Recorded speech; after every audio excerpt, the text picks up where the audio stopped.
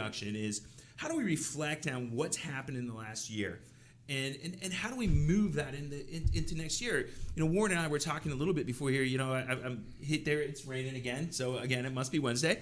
That's what happens here. But how do we look at things? A lot of people have talked about what a crappy year this is. And I don't really agree. There's been some stuff that's been bad. Trust me, the coronavirus has been bad. People losing their jobs have been bad. But I'm telling you, man, I'm closer with my kids right now. I'm closer with people that I've been tight with. I got to spend, I'm from Detroit. And so I live down here in Houston. The first part of the pandemic, I bet you I talked with my family more than I had in years. We're getting on the phone. We're doing this stuff. We're connecting. We're doing all these things that we haven't done.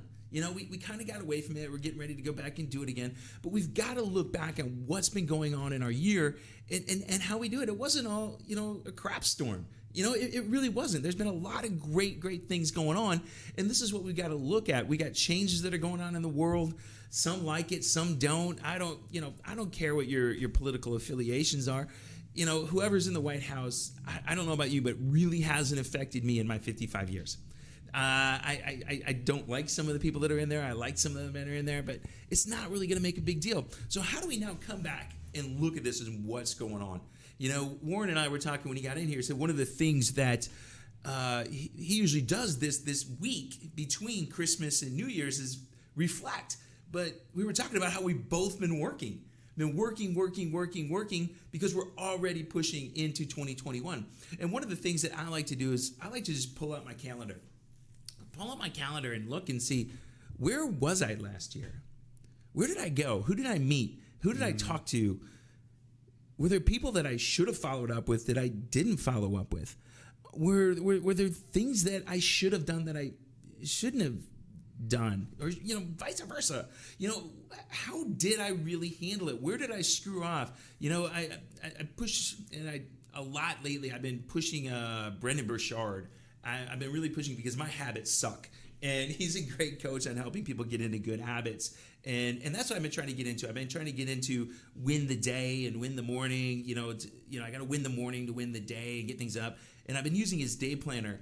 And so what I've been doing the last couple of days is I've been going back into my day planner and I've been looking at it and saying, okay, Mike, what did I do? And the thing I like about that day planner is it asks you a series of questions every day. In the morning before you start, it's how can I make positive influences in people that I'm going to be meeting today that I know I'm going to be meeting? And then at the end of the day is, how good was I? Was I good? Was I bad? Did I suck here? How can I get better? And how do I just stay on top of it? And that's been really interesting for me because I've been just trying to win this game up here because this is the one that gets me in trouble. I don't know about you.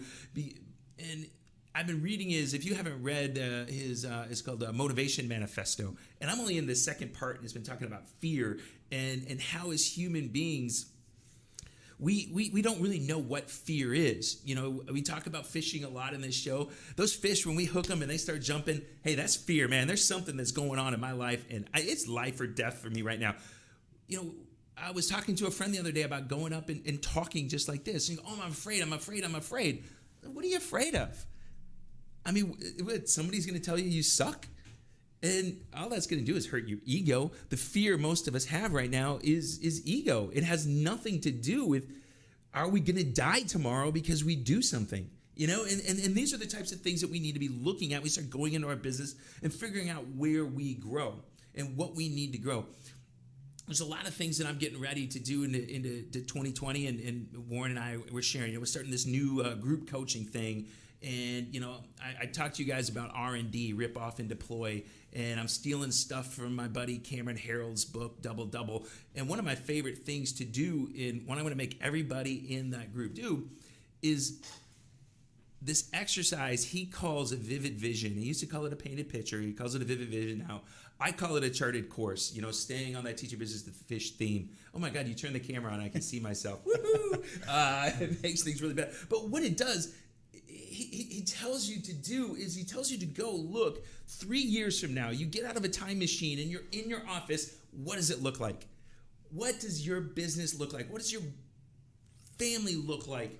Warren, I see you taking notes. I'll send you the stuff. I got this stuff done. And I've got this little worksheet on how you go through it. And how I did it was I took a yellow pad, old school, yellow pad, sat in my backyard, lit a cigar, got a thing of bourbon, and just started writing.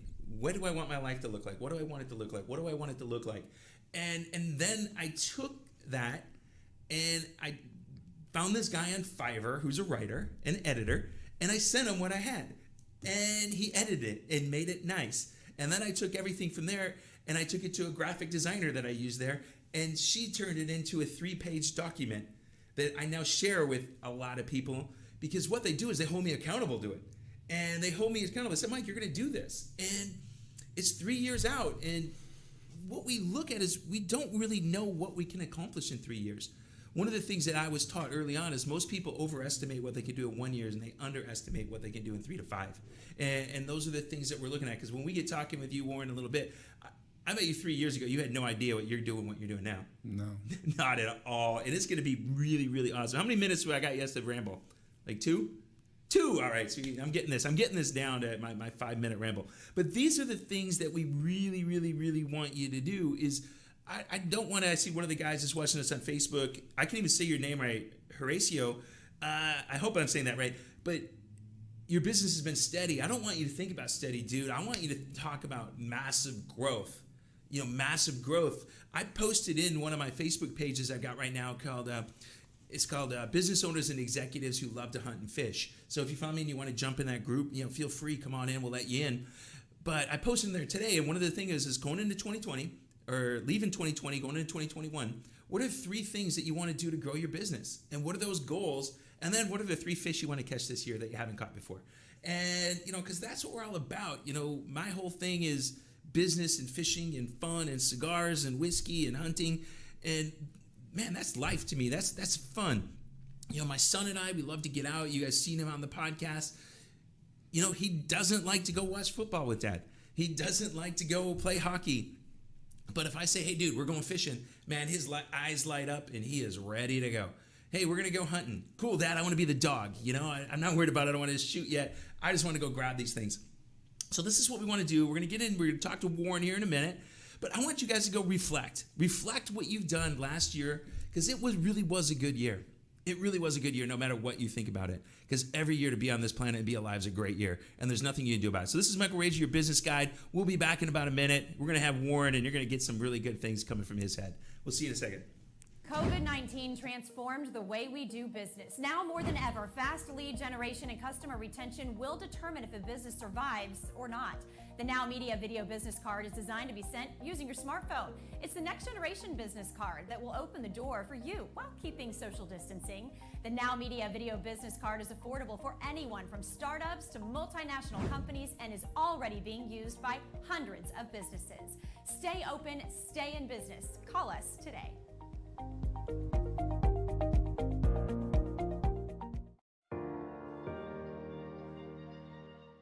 Hi, this is Alberto Tudela. The Houston metro area has experienced a substantial increase of wind and hail damage, flooding, and other perils in the last 5 years. Now more than ever, it is critical and essential to ensure your company, your property, as well as your family have the right insurance coverage. Tudela Insurance Solutions offers a wide variety of insurance for home, auto, property, as well as life insurance. My goal is to find a tailored option that guarantees the right coverage at the right price, specific to your needs, present and future, so you protect what matters the most. Call me today at 713-714-4475 and allow our team at Tudela Insurance Solutions to make sure you're protected. Accidents never happen when we expect them. Now is the time to ensure you have peace of mind.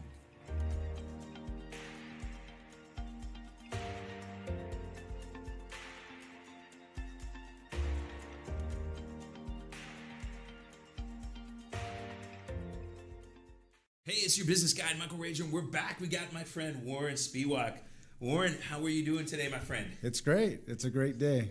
Okay, I'm gonna start right now. Okay, your nickname's Every Day. How'd you get that nickname, dude? So one of the things, I've been an entrepreneur for more than 20 years. And as an insurance agent, There's been a part of my career where I was captive. You know, I was a farmer's insurance agent.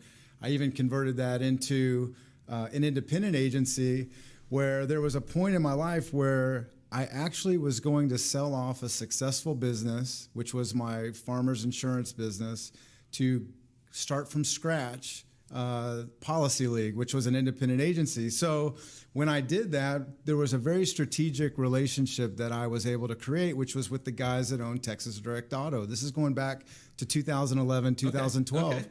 So the more that I would talk to Rick and Mike, and we were planning this, you know, this intervention, if you will, where just like they're selling hot dogs and there's a disco inside the dealership, and here you have 24,000 cars being sold constantly. What if we put a kiosk right in the middle, and it's my agency, Policy League, and we just start selling insurance the way you would a damn hot dog, and with a lot of innovation and automation and using like software engineers and building our own programs, we ended up writing $3 million of insurance every 12 months, and it was really kind of a kickoff. So this is where every day comes in.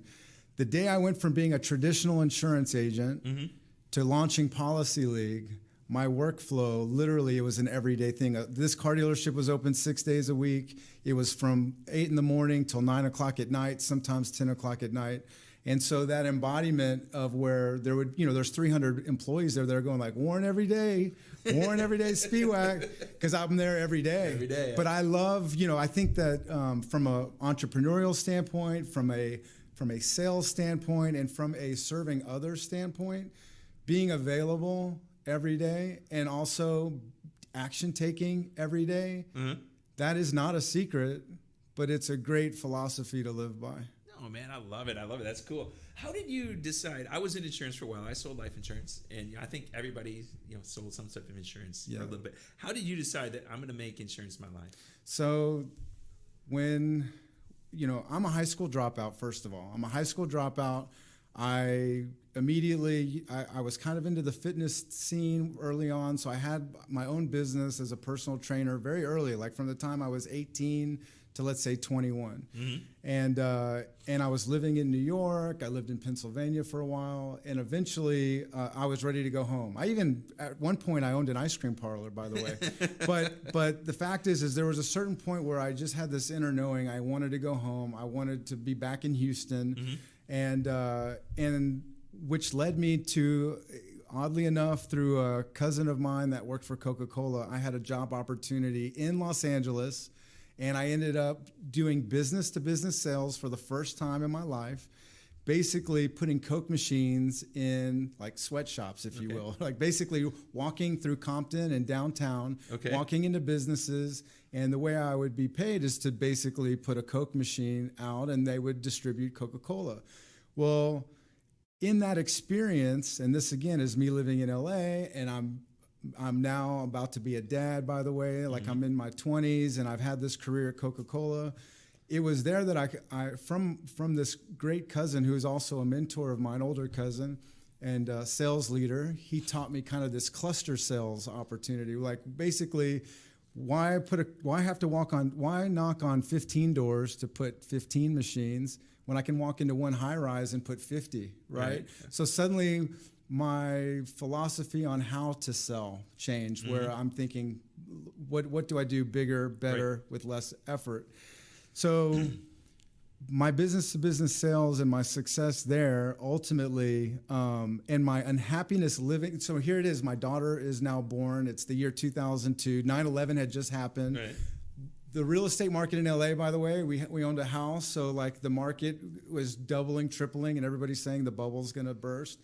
So if I sell my house and I change careers and I take these new skills I have in business-to-business sales, I see a future and a way to like dodge capital, what is it called? Capital gains tax, right? Because that was really a law. If you change cities, if you change states and you change careers, you can actually have a difference with that. So long story short, my brother-in-law at the time had a farmer's insurance agency in Colorado, Crested Butte, Colorado. So it was like really? I can go move to heaven and like do business to business sales?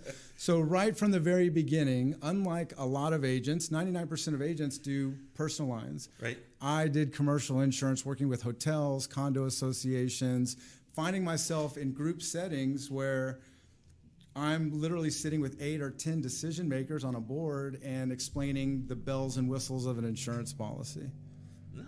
Nice. So now you're in your agency. You guys specialize in commercial, right? Yeah. What type of commercial stuff? We had a guy on earlier this. I don't know if you know a guy, Billy Bray. Billy's a good friend of mine. He just started his own agency, and a couple months back. But I knew to refer him. He goes, look, if they got a crane, yeah, I want to talk to him. Yeah. So who's your target market, man? Who do you go after? Okay, so about 2 years ago, 2.5 years ago, Policy League was built pretty big. I was happy there. I was also consulting. I was working, basically traveling the country, working with venture capitalists and private equity companies. So this is an important detail is why I'm saying this, is that 2.5 years ago, I merged Policy League with what's now the second largest agency in the country, which is called Acrisure. And that's where I'm at now. So literally I am with a global brand, but with local capabilities. So all of my product expertise, when I'm sitting with a commercial client, is able to basically pull from talent all over the country. Right. So my expertise, really, I'm a product expert. Right. So whether it's the oil and gas industry, I'm also the preferred vendor for the Angel Capital Association, which is the world's largest angel investment association. So from a national level, what I do literally is consult clients on coverages, and really most agents are asleep at the wheel. That's kind of the good thing. When you're an insurance agent and you're able to look behind somebody's work and you can realize this is not really right, this isn't really serving them, and you can do that. What my next steps is as this large conglomerate is I'm able to look at 400 of my agency partners and plug them in. So in other words, if you own a hospital, I can take a look and then bring you one of the top hospital agents in the country. And so nobody's sacrificing. You're getting like full-blown expertise at every turn. And also the benefit, in the world of insurance, if you're and I was, for 17 years, I was a smaller agency. So I couldn't compete with the Marshes and the Locked-ins. Right. With that game changing, where I'm at now, is instead of having like 8 levels of executives and underwriters and all this shit to get something done, I'm able to literally just move a rock with 1 second. Nice. Yeah, I know a friend of mine works at Marsh. And so when you mentioned it, I go, oh, okay, I know. Yeah, great. I mean, they're huge, right? Huge. Yes. Yeah, he's one of our big hunting fans. Yeah. So we go hunting with him all. He's a good guy. We got like a minute and a half before we're gonna wrap this up. So if somebody wanted to find you, somebody's out there, and I want to talk in the next segment about the importance of what you do to business owners and why they need to be looking at great insurance companies. But if somebody's looking to find you right now, how do they get a hold of you? I would say the easiest way is go to LinkedIn. I'm Warren Everyday Spiewak. I'm literally, you can find me. There's not very many Spiewaks in the world, it seems. It's kind of like Ragers. Yeah. There's not a whole bunch of us I was the only either. one in Houston forever until I guess we have one more. They're not related, but there is one more Spiewak that I noticed in Sugarland. So I finally met a guy that had my same last name that wasn't related to me. Like I used to build pipelines for years, and he was on a pipeline. I used to call him Cousin Dave.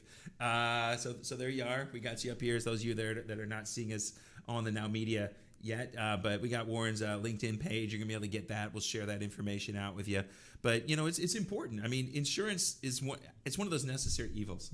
People don't want to talk about it. And the devil is in the details. Yes. So when you have someone able to actually convey what you really have versus what you don't, it goes a long way. Right. All right. So, Jonathan, we ready to cut out here for the first break? All right, dude. We'll be back. This is Mike Rager, your business guide. Warren Everyday Speedwalk. World famous, as I put on the on the Facebook page to say. So we'll see you guys just back in a minute. COVID-19 transformed the way we do business. Now more than ever, fast lead generation and customer retention will determine if a business survives or not. The Now Media Video Business Card is designed to be sent using your smartphone. It's the next generation business card that will open the door for you while keeping social distancing. The Now Media Video Business Card is affordable for anyone from startups to multinational companies and is already being used by hundreds of businesses. Stay open, stay in business. Call us today.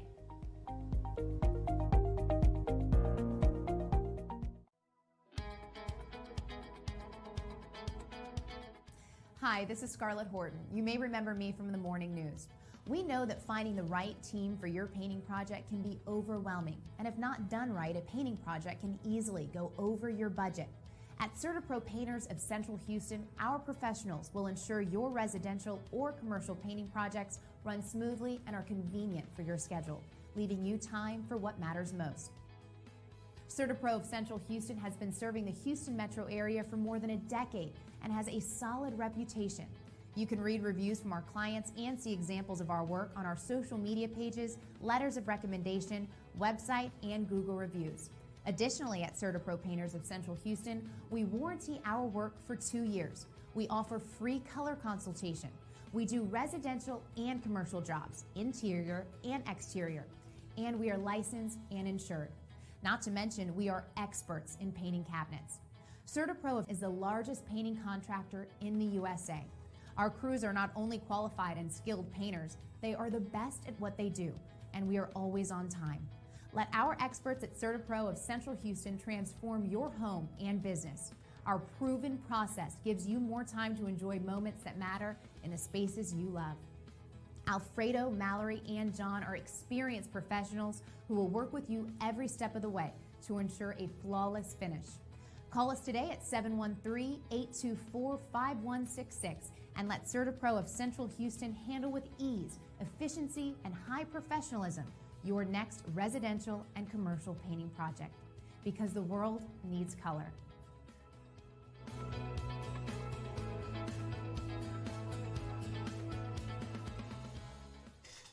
Hey, it's your business guide, Michael Rager. I'm back with Warren, Everyday Spiewak. So Warren, we talked a little bit about insurance. We talked about why you got into it. Let's talk about business owners and how they need to approach it, because this is something that we all don't want to talk about. We don't want to pay for it until we need it. Mm-hmm. And it's, as you said during the break when we were talking, those of you who are following us on Facebook, you heard some of it, the devil's in the details. Yeah. So why is it important, and how as a business owner should I be looking at my insurance coverage? All right, so here's the thing, and this is, before I really dive into this, I'll first say, you could have 2 certificates of insurance. Imagine you're a bar or a restaurant. You could have 2 pieces of paper that tell you that you have $1 million worth of coverage for liability, which basically means your negligence causes harm to a person, place, or thing. But one says that assault and battery is excluded. One says that non-owned autos are excluded. The more exclusions you have, the less performance. Okay. On the flip side, you have this other piece of paper that says, you know what, if your bouncer grabs someone and roughs them up a little bit, at least you'll still have coverage. That's a big difference. Right. If the one that's on the right side says liquor liability is covered, so if someone's in an accident on the way home, that's an added coverage. But this is going on in every industry. Right. So in the oil and gas industry, what you'll see, and this is something very important for a lot of the companies, is that there can be breach of contract exclusions, which literally says that a different piece of paper that's not related even to your insurance policy is stopping the coverage from being there. And this is, again, you put someone like myself into the back room. Mm-hmm. When I open that drawer and I'm looking at insurance, I'm looking at what are the endorsements, which are the added coverages, and what are the exclusions where coverage is being taken away. And then what do I do from a buying power standpoint to send kind of like with a bank loan, you have these objective numbers. What's your credit score? What's your income? Right. But there's a subjective part of life, and there's a subjective part of insurance too. So I'm a master at telling the story, and then we also have a whole team of risk managers that work within our agency that also go in and go like, this is checked, this box is checked, and it makes you a more favorable client. So your risk managers are going in there looking, okay, this is your highest probability right now of getting in trouble, and you're going to make sure that those gaps are covered. Yes. Is that the way you're looking at it? Yes, or more so than that. Like, it's where, now you got to remember, I started this very young. Right. So as a very young insurance agent, where would I get credibility with a buyer? Okay. Would be showing them, this is what your policy says, and this is what it should say. Okay. And then even as a young agent, people are going like, this guy is neurotic, but he knows what he's talking about. and it would unlock the door for us to do business together. Yeah, I was telling you, I worked for a life insurance company. I sold primarily term insurance, and I used to love tearing apart some whole life policies. Yes. That was, and people go, no, it doesn't. And they go, yeah, it does. It says so Yes. right here. Yes. You know, you didn't read that 42-page document Yes. that they gave you. Yeah. So we talked earlier about passion, and I noticed your eyes lit up when you started talking about all that stuff. Sorry. Yeah, it's true. You know, it's funny because, you know, my connection now with Mark LaCour and Yep. the Oil and Gas Global Network. Literally, if you want to talk about what life was like year prior to COVID, you know, basically towards like the end of 2019, I closed this like $900,000 oil and gas account. Basically, it needed product liability. It was a valve company. And so I was sitting there as 2019 was ending, and or kind of like in the middle of 2019 going, I want more oil and gas. And here it is on LinkedIn. I'm hearing the OGGN. I'm hearing about these happy hours. This is pre-COVID, so there's Right. really like places to rub shoulders. Right. And this is also back when you would actually use a business card, right? Right, Days right, are very right. different, even in the last 12 months. So long story short, I go not knowing Mark. I go to this Oil and Gas Global Network happy hour, and there's 150 people there. COVID transformed us. Is that not only was that relationship something where I had assumed and concluded how it would project my career and introduce me to people, but it went so sideways with COVID coming out because there weren't going to be any live events. 20 pounds already. You Yeah. need to look better on TV. So I'm like, all right, we're doing this. But you know, even a year ago myself, I wanted to get into podcasting. I ended up with this show because I came on. There's a guy that's usually on before me, Sherman on, and Sherman had me on his show. And Juan, who runs it, goes, dude, you should do your own show. Here's what we want to do. Come on. And I'm like, yeah, whatever. And he goes, boom. Next thing I know, we're doing this. And I think I actually applied for one of Mark's, because Mark did an open thing. And Yeah. he's like, man, we like what you do. We just got some other things we want to do yet. We'll talk later. So how did you end up going from insurance guy to now I'm podcast oil and gas guy? Well, so interestingly,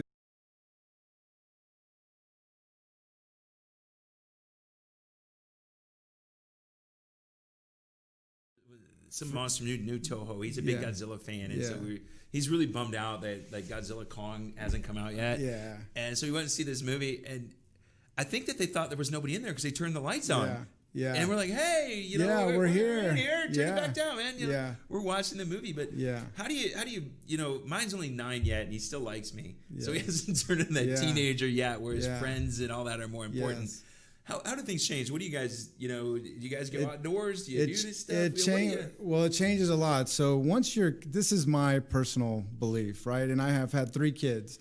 So at 11, when you're looking at your daughter sit on her bed watching TV, at that moment at 11 years old, you are kind of the world. Your house is kind of the world that they Yeah. live in. But when they're 16, 17, there's a whole world, Yeah. right? And so with children, I think especially teenagers, you go through a seeking stage where you're seeking, you know, you don't just believe everything, right? So you can't, you know, like when your kid's young, you say, don't cross the street, get hit by a car. Maybe you even stop the car where you see a dead squirrel and go like, see that squirrel? That's, what do you think happened to that squirrel? Wasn't looking left or right. And the kid will believe you, right? Yep. However, when you get to the 16, 17, 18, it's really all about understanding their seeking. And I think it's, for me anyway, it's about them knowing without a shadow of a doubt that there's nothing that they'll experience in life that should make them be afraid to call me for help or whatever. But I just think from an emotional IQ standpoint, not being your kid's best friend, no, but for sure not being a hypocrite is important. And really being understanding and being a safe zone for them. Yeah, I think me and my son are really good friends, but he does understand the line. Oh yeah, you know, gotta have a line. I see a lot of parents where there is no line with that kid. Yeah. You know, I got some kids that I know, and they're throwing temper tantrums all the time. Yeah.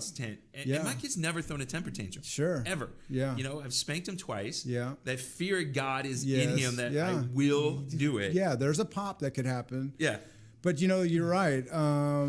You see kids that overly permissive parents, the kid's mad that he just struck out at home base, you know?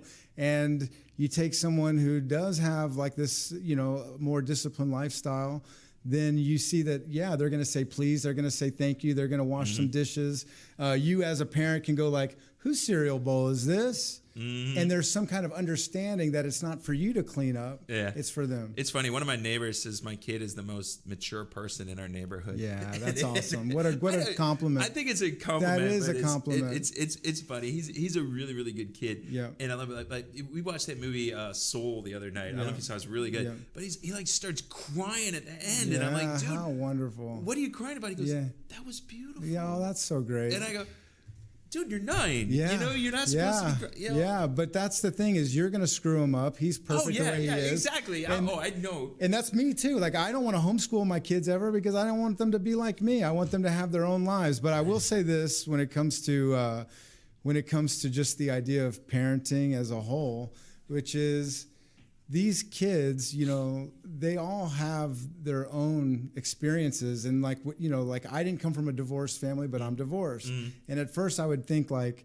I would have all these kind of issues that I thought I was creating for them. And then I stopped and thought, who's to say they can't deal with that? Like, who's to say they're not resilient? And all of these contrasted experiences are really what make our kids really wonderful. Yeah, you know, I know, like you just said, I'm going to be the one that cheers my kid. I remember the first time his mom went away on a vacation. She had to go away for work. Yeah. And she comes back, and my kid's like pointing to Domino's, and she goes, what does my son know about Domino's?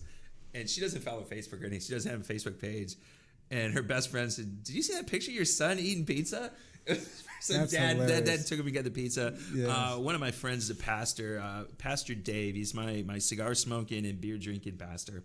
And we taught him that farts are funny, and that did not go over well. That's hilarious. But you know, I'm also, you know, so early on, I worked with the special advocates of Fort Bend County, helping foster kids find placements, and I'm also a big brother. But one of the things that training after training after training about youth has taught me is that for kids and their self-esteem, it really is all about their actions. You can't have self-esteem without doing acts of kindness in a way, or being. It's okay to be proud of yourself. Like a lot of times we go, you know, we tell our kids like, I'm proud of you, but really where it goes to the next level is where you say, Samantha, you should be proud of yourself, right? Because you don't really want to be tethered to everybody else's expectations. Yeah. Well, it's funny. It's my son. The reason he was my very first guest on my podcast because he has his own company. So he's 9 and he's got his own company. He does recycling. So we've got a neighborhood that's got 16 houses in it, and we're not on city trash. So we pay for our own trash, and so we don't pay for recycling.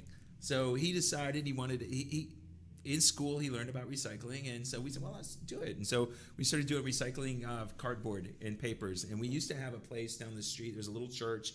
And they used to have the bins, and we just take it and dump it there. And then they got rid of it because all the contractors in our neighborhood just started using those as their own personal trash bins. And so we now we got to take it to that place on 59. And so we're up, man. When I tell him, man, hey, Dad's coming home from the gym, be ready, dude. He's got his little gloves on. He's good for him. Door. And he feels like $1 million. He does, and especially when he gets paid. You know, hey man, great job. But that's the thing is like for a kid to have a vision and then to manifest it into reality, into where we can touch it and feel it. What an incredible experience. I loved it when he asked me this week. He goes, Dad, I think we may have to raise our prices. There you go. Dude, yes, boy, you're starting to listen to Dad. You are teaching him well. And he goes, yeah, I think we offer more value than this. We can raise our prices a little bit. Yeah. And but it's fun. So what do you got coming up? What do you think is going to be the big things for Warren come to 2021? So here's the thing is, as I've learned a lot about digital media in my exposure to Oil and Glass Global Network, and then like even from the learnings that I've had with you, even our 1 hour session, it's like there's so much that it gets the wheels turning. So here's my thought for 2021.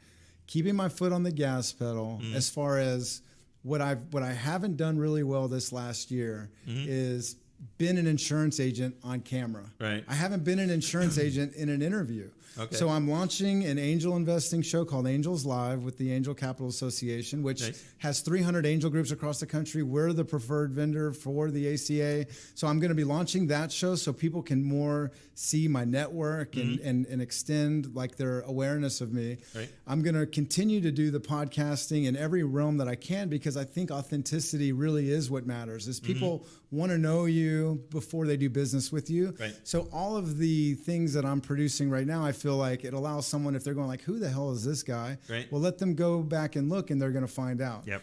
Versus not having anything. Yep. The third thing is that I'm going to be doing something I haven't really done as much as I wanted to this last year, which is help other insurance agents find a better way. So my plan for my mergers and acquisitions is to launch, I've already launched what's called the Premium Producer, where I'll be bringing independent agents in, showing them this is how you broaden your network to a global standpoint.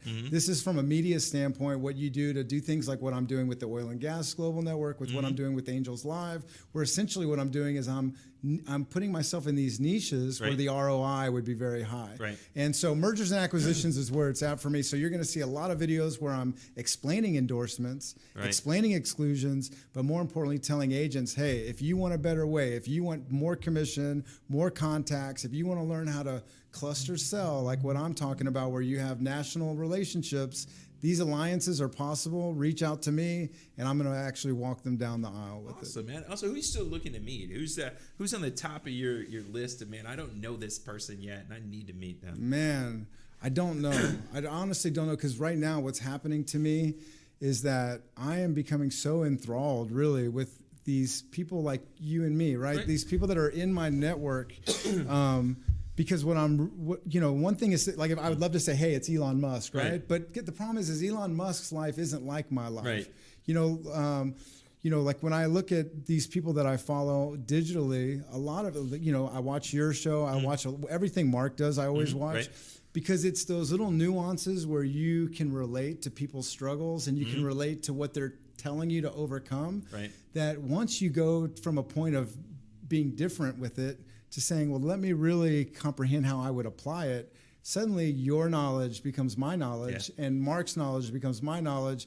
And I love feedback. Like feedback to me is not rejection. It's like an opportunity for me to go like, what would you do? But it's because I'm surrounded by these really great people. One of the great things we were talking earlier, I got to train with John Maxwell, and I got to go to John's house, and all that. That was fun. One of the people that I tried to meet a couple years ago was Marcus Lemonis. One of my mentors. This guy Paul Martinelli is really big in Think and Grow Rich. Yes. So he had me right out, and I did meet Marcus, and I got 5 minutes with him. That's amazing. You manifested it. But let me tell you about Think and Grow Rich. Napoleon Hill basically was told to go out and interview all these successful people, right? Yep. That's where my life has evolved to. Like it used to be where I was an insurance agent and I had a way and I was going to do everything the way I thought it should be done.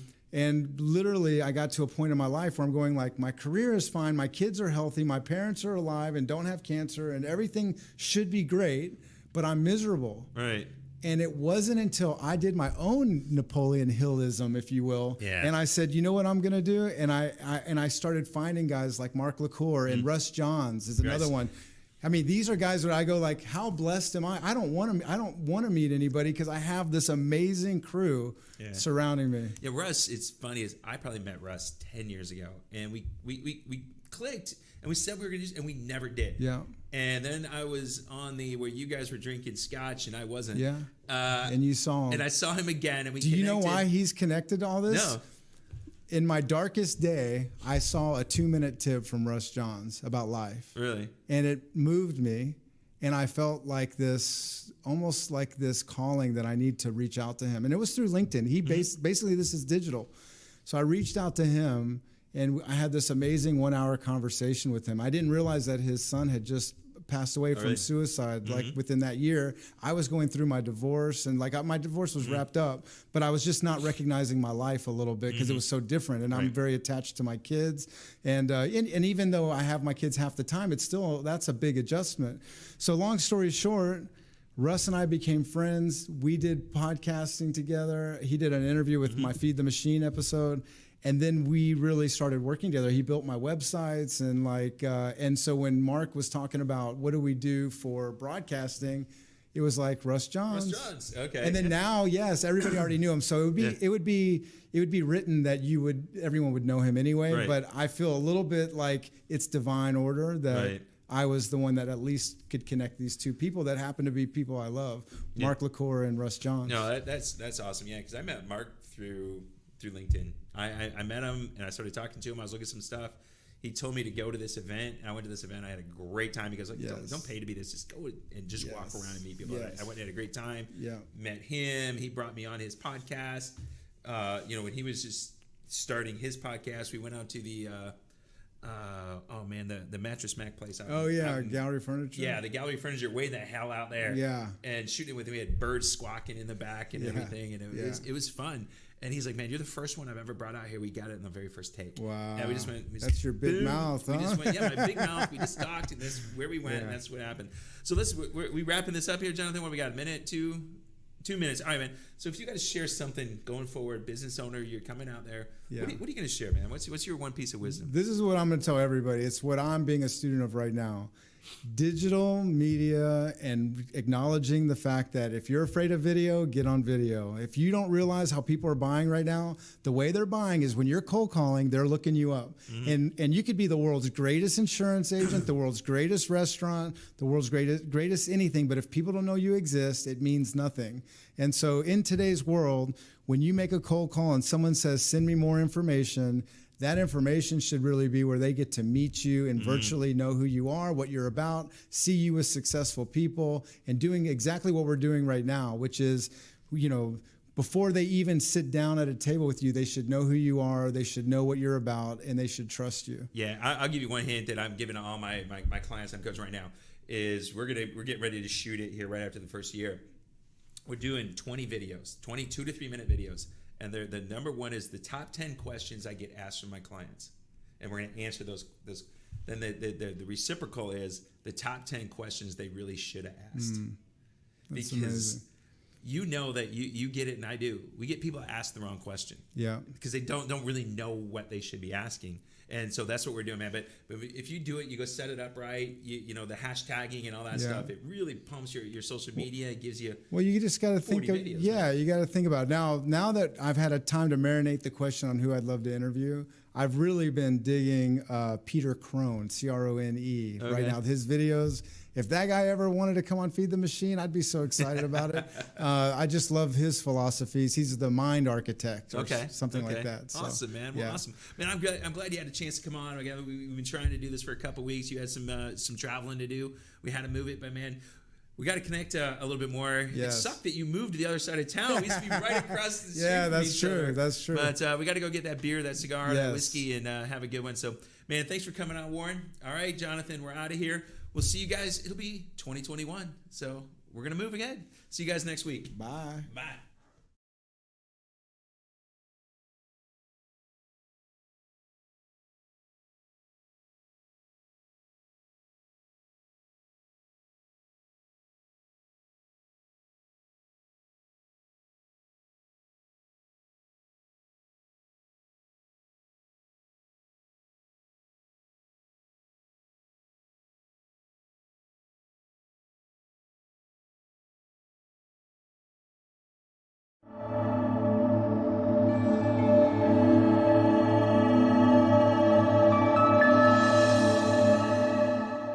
Managing a property can take the time out of your daily life, where property owners and landlords can turn to an experienced and trustworthy property management company to take the stress out of renting. LDAM Management Services can make all the difference in renting a home, whether you are a landlord or a homeowner living in the U.S. or overseas. We can monitor the status of your rental property, and we can take care of any maintenance requests you may have. From accounting to tenant screening and maintenance services, we take care of it without you worrying about it. That's why individuals all over the world that are looking to invest in real estate in the Houston and the surrounding areas turn to us, because we are reliable, we're trustworthy, and we offer the highest level of services for your home. And if you're thinking of buying, selling, or leasing a property, LDAM Management Services can help you find that next great investment in the Houston and the surrounding areas. by seeking properties and on and off the MLS. Elda Management Services has been awarded the Award of Excellence by the BBB 6 years in a row, including 2 Pinnacle Awards, which is the highest award given. Additionally, having been a part of NARPM for well over 12 years, including the presidency of the Houston chapter in 2018. Call Elda Management Services today at 281-894-8659 and let us take on the task of managing your properties with the highest level of standards.